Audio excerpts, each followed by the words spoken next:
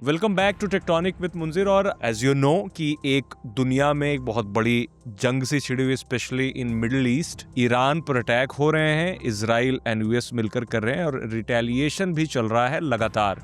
Iran अलग अलग जगहों को टारगेट बना रहा है। ये सारी चीजें हथियारों से लड़ी जा रही हैं। कोई बैलिस्टिक मिसाइल दाग रहा है, कोई साइबर वॉरफेयर कर रहा है। तो साइबर वॉरफेयर के बारे में समझना पड़ेगा कि साइबर वॉरफेयर होता क्या है, कैसे ऑपरेट किया जाता है। और आज के समय में जब एआई आ चुका है, अब पहले मैं एक एक करके आपको इंसिडेंट बताता हूं ताकि समझ में आपको आए कि एआई किस तरीके से इस वॉर में, स्पेशली अभी जो मिडिल ईस्ट में हो रहा है, उसमें कितना बड़ा रोल प्ले कर रहा है। साथ ही मैं ये भी आपको बताने की कोशिश करूंगा कि किस तरीके से आयतुल्ला खामनेई की जो मौत हुई, जो उन्हें बम धमाके करा करके उनको मारा गया, तो वो किस तरीके से हुआ। ऑब्वियसली पेंटागन की तरफ से ये सब कुछ तो नहीं ही अभी तक बताया गया है कि क्या प्रोसेस रहा और किस तरीके से उन्हें बम धमाके में उड़ाया गया उनके प्रेमिसेस में, उनके ऑफिस में तेहरान में। लेकिन इतना ज़रूर है कि ट्रैकिंग सिस्टम पे बात आ रही है कि आखिर यूएस ने इतना प्रिसाइज किस तरीके से ट्रैक किया ताकि जो सुप्रीम लीडर थे ईरान के, उनको ही खत्म कर दिया। और न सिर्फ सुप्रीम लीडर बल्कि सुप्रीम लीडर के साथ जितने सारे टॉप ऑफिशियल्स थे ईरान के, उन्हें मारा गया। तो अब इससे बहुत बड़ा सवाल उठ रहा है कि चूंकि Iran is also a powerful country, तो ईरान ने इतनी बड़ी गलती कैसे कर दी कि एक ही साथ सारे लोग एक जगह पे मौजूद थे और यूएस एंड इजराइल को मौका मिल गया। तो बात यहाँ पे होती है ट्रैकिंग की। तो कैसे ट्रैकिंग की गई उनकी एग्जैक्ट प्रिसाइज, वहां पर एआई का बहुत बड़ा प्ले आता है। बहुत सारी सैटेलाइट इमेजेस इंटरनेट पे वायरल हो रही हैं जिसमें दिखाया जा रहा है बिफोर और आफ्टर करके कि अटैक के पहले जो जहां पे खामनेई का ऑफिस था उसका प्रेमिसेस और अटैक के बाद उनका प्रेमिसेस, तो पूरा का पूरा एकदम वहां पे क्रेटर से बन गए हैं और एकदम बिल्कुल उनको खत्म कर दिया गया उस पूरे प्रेमिसेस को जहां पर उनका ऑफिस हुआ करता था तेहरान में। बताया जा रहा है कि काफी लंबे समय से स्टेल्थ ड्रोन से निगरानी की जा रही थी, मूवमेंट ट्रैक किया जा रहा था सारे लोगों का, और ये एक पैटर्न पता लगाया जाने की कोशिश की जा रही थी यूएस, स्पेशली पेंटागन और इजराइल की तरफ से, कि कब ये लोग एक जगह पर बैठते हैं मिलकर के और कहां पे एग्जैक्ट बम गिराना हो तो धमाके में सारे के सारे लोग एक साथ निपट सकें। ये पूरी की पूरी जो कोशिश थी या फिर जो पूरा का पूरा ट्रैकिंग सिस्टम था, उसको लेकर के मीडिया में, इंटरनेशनल रिपोर्ट्स में अलग अलग तरीके की चीजें आ रही हैं। स्टेल्थ लॉन्ग रेंज ड्रोन कहा जाता है कि जो बहुत ऊंचा उड़ता है लेकिन रेडार में नहीं आता है, कोई उसे देख नहीं सकता है, बट वो सारी मूवमेंट ट्रैक करता है। तो वहां पर एआई आता है प्ले में। तो ये तो ट्रैकिंग वाली चीज हो गई कि ट्रैकिंग को प्रिसाइज बनाने के लिए टेक्नोलॉजी और एआई का किस तरीके से यूज किया गया ताकि ये डिटेक्ट किया जा सके कि प्रिसाइज कौन कहां पे है। तो ये तो हो गई एक बात। अब इसी से जुड़ी दूसरी बात ये है कि एंथ्रोपिक, जिसके सीईओ हैं डारियो अमोडेई, और ओपन एआई जिसके सीईओ हैं सैम ऑल्टमैन। अब आप कनेक्ट करने के लिए समझ सकते हैं, रिसेंटली ये दोनों इंडिया आए थे पीएम मोदी के साथ। इन्होंने स्टेज पे, सारे लोग का फोटो ऑप हो रहा था तो हाथ खड़ा करना था, सारे लोगों ने हाथ खड़ा किया, बट उन दोनों ने हाथ नहीं मिलाया जबकि दोनों साथ ही में खड़े थे। अब यहां से आप समझिए कि ये दोनों जो हैं, डारियो अमोडेई और सैम ऑल्टमैन, ये दोनों अमेरिका का डिपार्टमेंट ऑफ वॉर है उसके लिए अब काम कर रहे हैं या अपनी सर्विस दे रहे हैं। अब लड़ाई चल रही थी यूएस की एंथ्रोपिक के साथ, क्योंकि काफी पहले से department of war, pentagon Anthropic की सर्विसेज लाइक एंथ्रोपिक के साथ पार्टनरशिप था एआई स्ट्रेटेजी के लिए। तो एंथ्रोपिक के साथ पार्टनरशिप इनकी टूट गई। वजह ये रही कि एंथ्रोपिक के जो डारियो हैं, उनका कहना है कि एआई को जरूरत से ज्यादा कंट्रोल आप न दें तो बेहतर होगा। तो यूएस ने कई बार फटकार लगाई, कई बार उन्हें डांटा गया और कई बार यह भी कहा गया कि जो डिफेंस का काम है वो सरकार का काम है, आप इसमें कोई दखलंदाजी मत करो, हम जैसा चाहेंगे वैसा करेंगे। एट द सेम टाइम जो सैम ऑल्टमैन है, उन पे हमेशा ये इल्जाम लगता रहा है कि वो एआई को खुला छोड़ देने के पक्ष में होते हैं। वो चाहते हैं कि कुछ कंट्रोल करने की जरूरत नहीं है, एआई अपना काम अपने से कर सकता है। तो इसको लेकर के एलॉन मस्क भी चिढ़े रहते हैं कई बार। डारियो अमोडेई के साथ इनकी जो कॉन्फ्लिक्ट इसी वजह से हुई थी मैं आपको बता दूं कि ये दोनों डारियो एमोडोई और सैम ऑल्टमैन एक साथ ही काम करते थे ओपन एआई में। ओपन एआई के कोर मेंबर थे डारियो, बट ये जो इंटरनल कॉन्फ्लिक्ट हो गई, जो वैचारिक मतभेद हुआ, इस वजह से डारियो ने ओपन एआई छोड़ करके अपनी कंपनी एंथ्रोपिक बना ली। तो एंथ्रोपिक के साथ पार्टनरशिप हुई थी डिपार्टमेंट ऑफ वॉर की, जो कि अब खत्म हो चुकी है। और इंटरेस्टिंग ये है कि जैसे ही यूएस एंड इजराइल ने मिलकर के ईरान पे अटैक किया, उसके जस्ट एक दिन पहले ये पार्टनरशिप खत्म हुई थी। और अभी ये खबर आ रही है कि यूएस ने जो अटैक किया उसमें एंथ्रोपिक के टूल क्लॉड का यूज किया। अब आपको मैं क्लॉड के बारे में बता दूं कि क्लॉड दो धारी तलवार की तरह है। क्लॉड दुनिया में बहुत सारी जॉब्स खा रहा है। एंथ्रोपिक का जो टूल है क्लॉड है तो वैसे पुराना, बट लाइमलाइट में अभी आया है क्लॉड। तो अभी ये खबर आई है कि जो वॉर में क्लॉड का यूज किया गया है कई जगहों पे। तो अब इस पे कई सारे विवाद भी यूएस में उठ रहे हैं कि जब एंथ्रोपिक के साथ आपकी पार्टनरशिप खत्म हो चुकी थी तो फिर क्लॉड का कैसे यूज हुआ। अब एंथ्रोपिक के साथ पार्टनरशिप हुई, गेस कीजिए किसके साथ पार्टनरशिप हुई होगी उनकी? सैम ऑल्टमैन के साथ पार्टनरशिप हो गई, जो कि एआई को खुला छोड़ देना चाहते हैं। तो जो यूएस का डिपार्टमेंट ऑफ वॉर है, उनका पार्टनरशिप ओपन एआई के साथ होने वाली है, ताकि वो स्ट्रेटेजिक टूल्स एआई के प्रोवाइड कर पाएं यूएस को, ताकि स्ट्रेटेजी बनाई जा सके और वॉर में यूज किया जा सके। बाकी जो उनकी मर्जी हो वो करेंगे। बट कुल मिला के बात यह है कि एआई जो है अब मॉडर्न वॉरफेयर में बहुत ज्यादा मात्रा में यूज होना शुरू हो चुका है। सवाल आता है कि एआई का यूज कितना लीथल हो सकता है वॉर में। जवाब सुनकर के आपके रोंगटे खड़े हो जाएंगे। वाकई इस ऑनगोइंग वॉर में ही एक स्टडी पब्लिश हुई। उस स्टडी में यह पाया गया कि एआई को जब सिचुएशन दी जाती है वॉर के लिए, traditional missiles, traditional weapons, traditional हथियार और दूसरी तरफ न्यूक्लियर वेपन्स, तो 95% टाइम्स जो एआई है वो न्यूक्लियर वेपन्स को चूज करता है।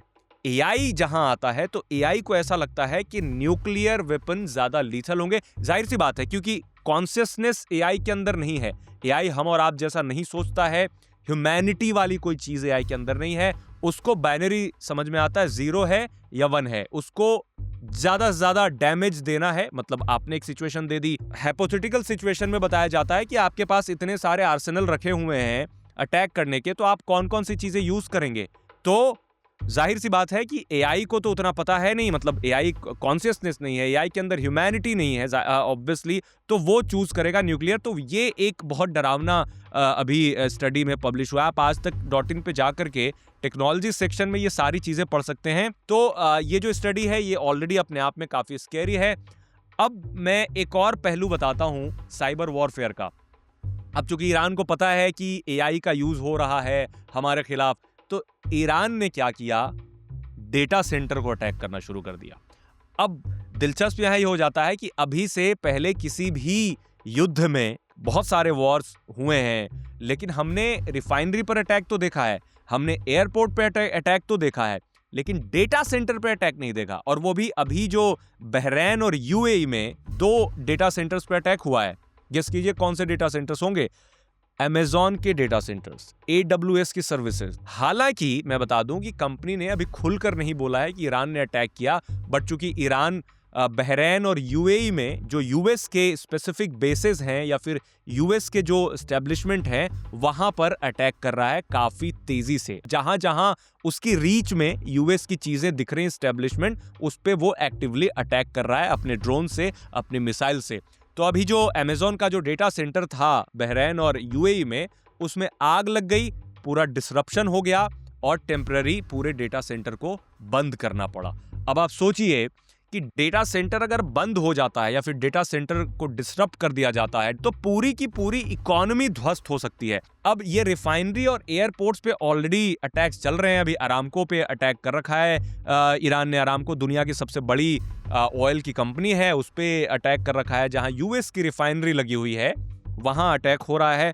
तो डेटा सेंटर एक बहुत बड़ी चीज बन जाती है अभी, स्पेशली इन 2026, क्योंकि अगर डेटा सेंटर्स पे लगातार अलग अलग डेटा सेंटर्स पे अटैक होने शुरू हो गए तो उससे सिर्फ मिडिल ईस्ट या फिर कुछ और कंट्री प्रभावित नहीं होंगी, बल्कि इंडिया जैसी दूसरी कंट्रीज भी प्रभावित हो जाएंगी, क्योंकि जो ग्लोबल डेटा सेंटर्स है, किसका डेटा कहां है, कहां से क्या चीज ऑपरेट हो रहा है, यू नेवर नो।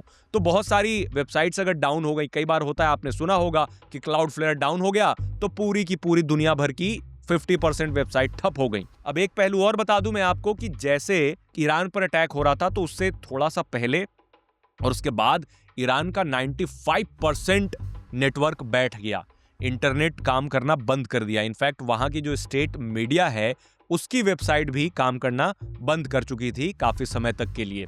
तो क्रिपल करना इसी को कहते हैं कि आप जब किसी स्टेट पे कोई दूसरा स्टेट अटैक करता है तो पहले जो बेसिक इंफ्रास्ट्रक्चर लाइक टेक्नोलॉजी से रिलेटेड जो चीज है उसको क्रिपल कर दो कि कम्युनिकेशन ही नहीं होगा, कोई कहां किससे बात करे, तो उस केस में भी किसी कंट्री का काफी नुकसान हो सकता है, जैसे कि ईरान का हुआ है।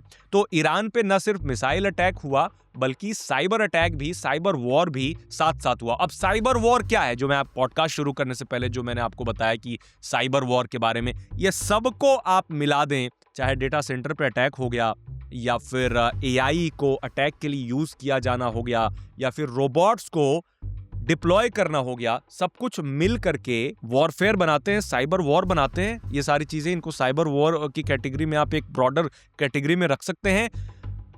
जाते जाते एक चीज और बता दूं कि अब चूंकि एयर अटैक हो रहा था, अभी भी हो रहा है, सारी चीजें एयर पे ही चल रही हैं अभी, लेकिन इजराइल ने कहा है कि उनके फोर्सेस अब तैनात हैं लेबनान में घुसने के लिए और इवेंचुअली ईरान पर भी अटैक करने के लिए। अब यहां शुरू हो जाता है ग्राउंड अटैक। हालांकि ईरान ने यह चीज क्लियर कर दिया है कि ग्राउंड अटैक में उनसे कोई नहीं जीत पाएगा, क्योंकि ईरान के पास बहुत बड़ी तादाद में मिसाइल्स तो हैं ही, बल्कि फोर्सेस बहुत ज्यादा हैं। मतलब डिफेंस एक्सपर्ट्स ऐसा मानते हैं कि अगर ग्राउंड से इजराइल हमला करता है तो ईरान उसको डिफीट कर सकता है।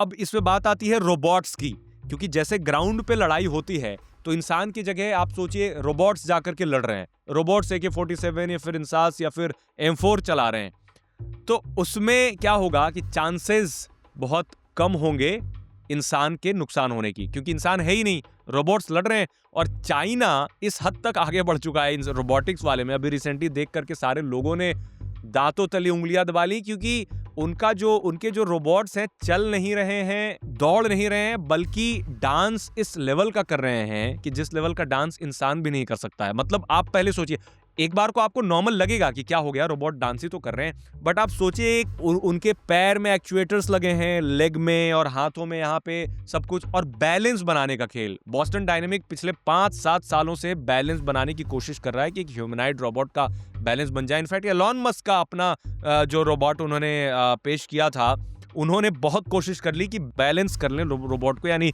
चल सके, दौड़ सके, बट उनका रोबोट दौड़ते दौड़ते गिर जा रहा था। चाइना के रोबोट्स बैक फ्लिप कर रहे हैं, समरसॉल्ट कर रहे हैं, दौड़ रहे हैं, डांस कर रहे हैं, वाओ। तो अब उनके रोबोट्स गन चलाने में भी माहिर हो रहे हैं। मतलब कई सारी मल्टीपल रिपोर्ट्स ऐसी बताती हैं कि जो चाइनीज रोबोट्स हैं वो आराम से फायरिंग कर रहे हैं, तो बॉर्डर पे डिप्लॉय किया जा रहा है।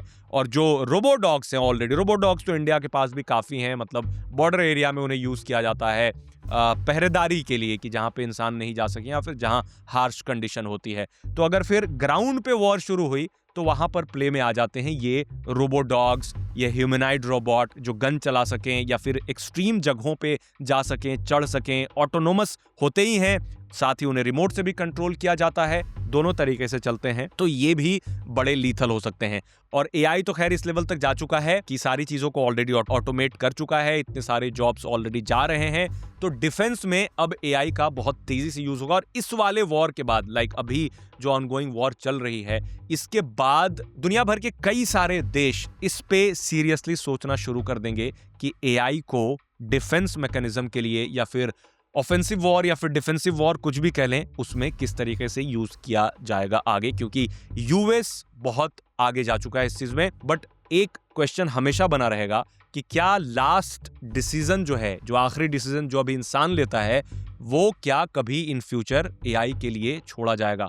अगर छोड़ा गया तो न्यूक्लियर लड़ाई, मतलब परमाणु युद्ध जैसी चीजें तय हैं अगर एआई के हाथ में फाइनल डिसीजन लेने के लिए दे दिया गया तो, जो कि हाईली अनलाइकली है अभी के सिनेरियो में, बिकॉज एवरीबॉडी नोज कि अभी एआई के अंदर उतना कॉन्शियसनेस डेवलप नहीं हुआ है। बट इवेंचुअली टाइम आएगा जब ये भी स्थिति देखने को मिलेगी। आई विश कि ऐसा ना हो। आपको क्या लगता है इस पूरे वॉर सिनेरियो पे? अगर आप भी देख ही रहे होंगे, यानी सारे लोग देख रहे हैं इस को काफी क्लोजली देख रहे हैं, क्योंकि मिडिल ईस्ट तो पूरा अस्त व्यस्त हो ही रहा है। यूएस अटैक कर रहा है एंड इजराइल अटैक कर रहे हैं, ईरान भी अटैक कर रहा है, बट इंडिया में भी उसकी हीट देखने को मिलेगी बहुत जल्द, क्योंकि रिफाइनरीज पे अटैक हो रहे हैं, तेल की कीमतें बढ़ेंगी, हॉर्मोज जो है उसको प्रभावित किया जा रहा है, वहां से जो फ्लीट जो आती है वो नहीं आ पाएगी, तो बहुत सारे डिस्ट्रक्शन होंगे और इवेंचुअली इंडिया पर भी काफी असर पड़ने वाला है। तो आप इसको देखें और ट्रैक करें और जानने की कोशिश करें, समझने की खुद से भी कोशिश करें कि ये सिर्फ एक नॉर्मल लड़ाई है या फिर ये साइबर वॉरफेयर भी चल रहा है। और अपना ओपिनियन कमेंट में ज़रूर बताएं और इस वीडियो को लाइक करें, शेयर करें, ताकि ज़्यादा से ज़्यादा लोगों को पता चले। और जैसा कि मैंने बीच में भी कहा था कि आप आजतक.in की वेबसाइट पे आएंगे, टेक्नोलॉजी सेक्शन में आएंगे स्पेशली, तो वहाँ आपको इस तरह की स्टोरीज पढ़ने को मिलेंगी बहुत ज़्यादा कि किस तरीके से वॉर में एआई और टेक्नोलॉजी का यूज़ हो रहा है। मिलते हैं नेक्स्ट वीडियो में।